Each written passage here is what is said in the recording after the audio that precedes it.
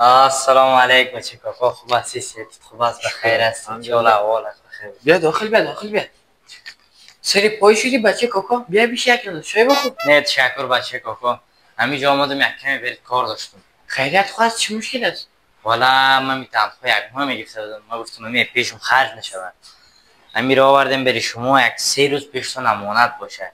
بخیر بعد از 3 روز پیشتون میگیرم. مشکلی نیست، من در خدمت. از ما که آدمی امانتدار پیدا کردم میتونی. خیر ببینید تشکر والا. خیلی بفرمایید پیسه. من بخیر برم که کمی کار دارم. تشکر. بخیر باش. تشکر. خداحافظ. خداحافظ.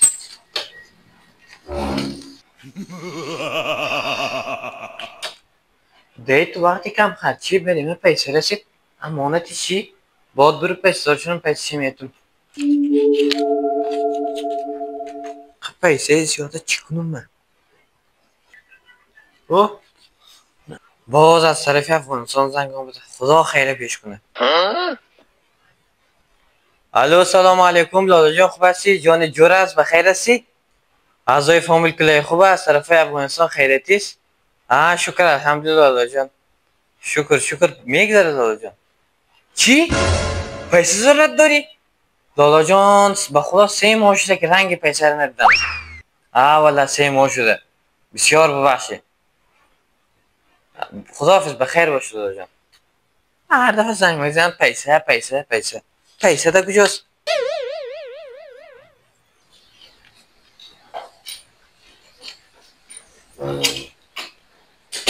بازی بچه گیم میزنه. زنیست آدم گوش نمیکنه. کجاستین الان مرا خون بیتین. تسکین او بچه. او بچه سلام علیکم تو بابا. من نگفتم گیم نزن؟ تو بری من نگفته بودی که گیم نمیزم دیگه؟ تو خیش نشدی. باش تو عهد و پیمانت بگیرم.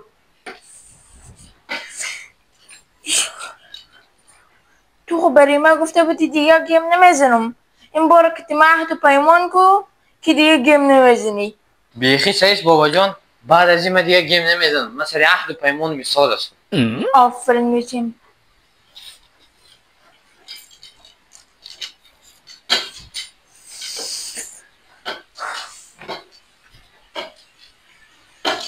خدا کنه سر عهد و پیمان دیستا چوی.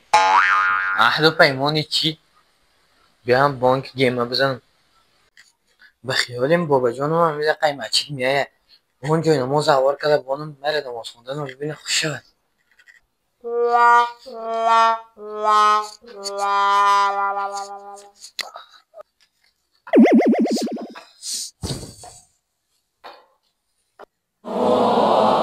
ماشالله نواسه نواز خان.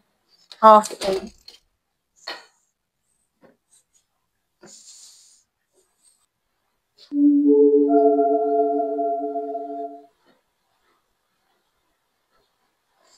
برو بابا جانم کن رفت.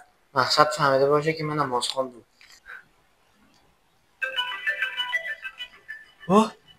بچه کاکایم زنگ زده. خدا خیر پیش کنه. البته به خاطرم پیسه‌اش زنگ زده. الو سلام علیکم بچه کاکا، خوب هستی؟ جان جور است؟ بخیر هستی؟ اعضای فامیل کلی خوب است؟ تشکر ما خوب هستیم. تو چطور هستی؟ الحمدلله. چی میگی؟ چی؟ صدایت نمیشه. چی؟ امانتی؟ کدام امانتی؟ خواه اون پول میگه که برای من داده خرج بود. نه او پیسه رو خرج کردم رفت. 4 پا چی میگی توی قصر صدا نکن. 4 پا دادم پیسه زده قال سر صدا دنیا رو گرفته. دو نزن. احمق لوده گپی زدن یاد نداری. من خوب کتا پیسه خوردم.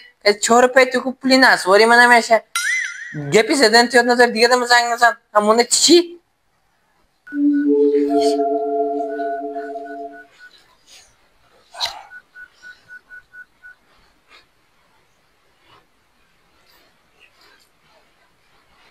اوه چه عذابی سخت. خدا کنه که ما از این جمله مردم نباشیم. کدام عذاب؟ دوباره چی حرف میزنی؟ 3 طایفه است که همیشه در آتش جهنم میسوزه. اولیش کافر است، دومیش مشرک است، سومش منافق.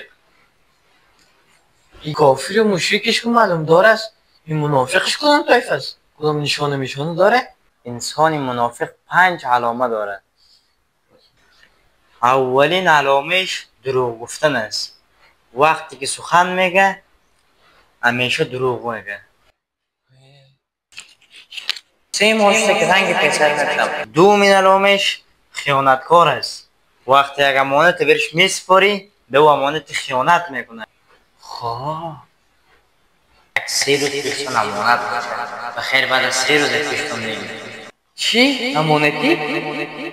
کدام امانتی؟ سومین علامش که است عهد شکنی است. وقتی با کسی پیمان و عهد میبنده او عهد را میشکنانه. وی بار مهد و پیمان کو که دیگه گیم نمیزنی. عهد و پیمانی چی؟ بیا هم بانک گیم نمیزن. و پنجمین نشانش ریاکاری در عبادت میکنه تا مردم ببینه اما از قلب ایمان نداره. وی خوندن رو ببینه خوش شد. والا احمد جان همین نشانه هایی که تو گفتی تمامش در وجودی من هست. من چیکار کنم که از این گناه ها خلاص شم تا که خداوند من ببخشه؟ هیچ تشویش نکن محمد جان. حالی که به اشتباهاتت پی برده راه نجات فقط توبه کردن است. توبه بکن تا الله تو را ببخشد و دیگه مرتکب اشتباهات نشو.